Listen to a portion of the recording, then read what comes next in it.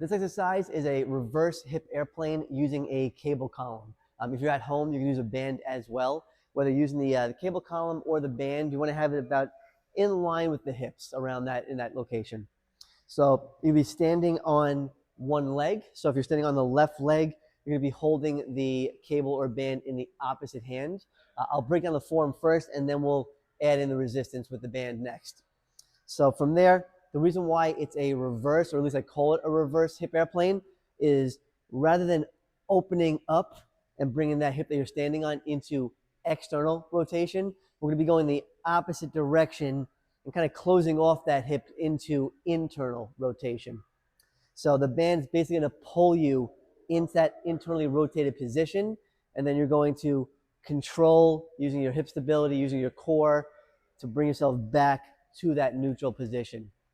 So now as you're performing this, you want to make sure that you're not getting too much of a side bend or the hips hiking up as you return back to that starting point. And you want to keep a slight bend in the knees, just because if you're locked out, it might make it a little tougher balance-wise. All right, so now let's add in the resistance. So again, standing on your left leg, right hand is holding the cable, palm is facing up, and you're basically going to be rotating from your torso. So you're starting here, let that band or cable pull you, rotating at your torso. My hip is in internal rotation, and then coming right back to that starting point with a slight bend in the knee, right back into that next rep.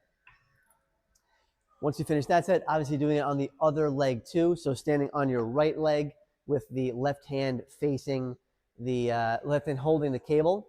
And that is a reverse hip airplane with the cable column.